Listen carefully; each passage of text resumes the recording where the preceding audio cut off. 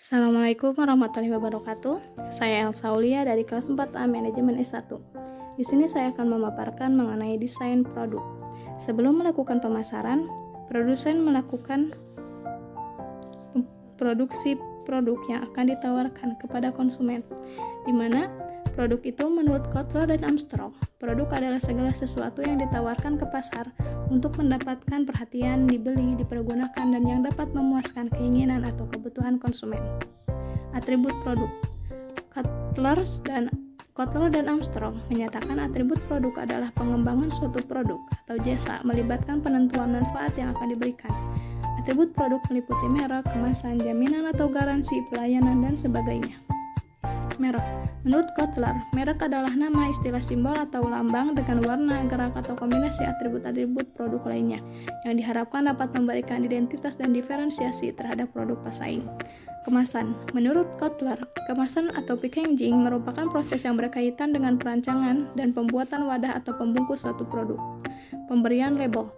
Label menurut Kotler adalah tempelan sederhana pada produk atau gambar yang dirancang dengan rumit yang merupakan kesatuan dengan kemasan.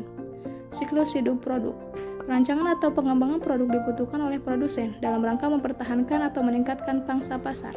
Perencanaan produk harus memikirkan produk pada 3 tingkatan, yaitu tingkat paling dasar adalah yang ditujukan untuk menjawab pertanyaan apa yang sebenarnya dibeli oleh pembeli. Tingkat produk aktual. Perencanaan produk harus menyusun produk aktual di sekitar produk inti. Tingkat produk tambahan. Perencanaan produk harus menyusun produk tambahan di sekitar produk inti dan aktual dengan menawarkan tambahan servis dan manfaat bagi konsumen. Klasifikasi produk. 1. Produk konsumen, yaitu yang dibeli konsumen akhir untuk konsumsi pribadi. Biasanya harga produk ini rendah dan tempat penjualannya tersebar luas. 2. Produk shopping. Produk konsumen yang lebih jarang dibeli, sehingga pelanggan membandingkan dengan cermat kesesuaian mutu, harga, dan gayanya. Strategi pengenalan produk baru. Menarik pasar. Menurut pandangan ini, Anda harus membuat apa yang dapat dijual. Mendorong teknologi. Pendekatan ini menjalankan bahwa Anda harus menjual apa yang dapat Anda buat. Antar fungsional. Dalam pandangan ini, pengenalan produk baru adalah bersifat antar fungsional dan membutuhkan kerjasama di antara pemasaran koperasi, teknik, dan fungsi lainnya. Langkah-langkah dalam mengembangkan produk baru. Pengembangan ide dapat dikembangkan dari pasar atau dari teknologi dan dari kebutuhan pelanggan. Desain produk. Tahapan ini memperhatikan fisik produk baru. Desain produk cross-fungsional. Ketidaksesuaian teknologi terjadi apabila produk yang didesain oleh lead bank R&D tidak dapat dibuat oleh bagian operasi. Menentukan karakteristik. Penentuan karakteristik ini bertujuan untuk mengetahui selera konsumen terhadap produk. Hal ini dapat dilakukan dengan metode QFD atau Quality Function Development. Desain merek. Asosiasi Pemasaran Amerika mendefinisikan merek atau brand sebagai nama istilah tanpa simbol, tanda simbol atau kombinasinya yang ditujukan agar dapat mengenali barang atau jasa dari satu atau sekelompok penjual dan membedakannya dari produk dan jasa para pesaing. Merek dapat menyampaikan 4 tingkat arti, yaitu arti atribut, manfaat, nilai, kepribadian.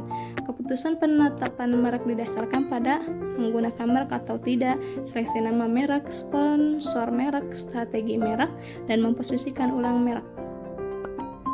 Kemasan dan pengemasan. Ada 3 alasan kenapa kemasan diperlukan, yaitu kemasan memenuhi sasaran, bisa melaksanakan program pemasaran perusahaan, bisa mengolah produknya sedemikian rupa untuk meningkatkan dan memperoleh laba. Pembuatan label. Fungsi label adalah mengidentifikasi produk atau merek. Dapat menguraikan beberapa hal mengenai produk seperti siapa yang membuat, di mana dibuat, kapan dibuat, apa isinya, bagaimana sebaiknya digunakan, dan bagaimana menggunakannya dengan aman. Dapat mempromosikan produk dengan gambar menarik dan mungkin juga mengklasifikasikan produk. Pelayanan.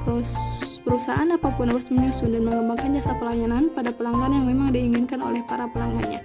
Maka di sini beberapa keputusan harus diambil, seperti keputusan tentang jenis pelayanan pokok yang akan ditawarkan, seberapa lengkap setiap pelayanan yang akan disajikan, serta bentuk dari masing-masing pelayanan tersebut. Oke, thanks for watching. Assalamualaikum warahmatullahi wabarakatuh.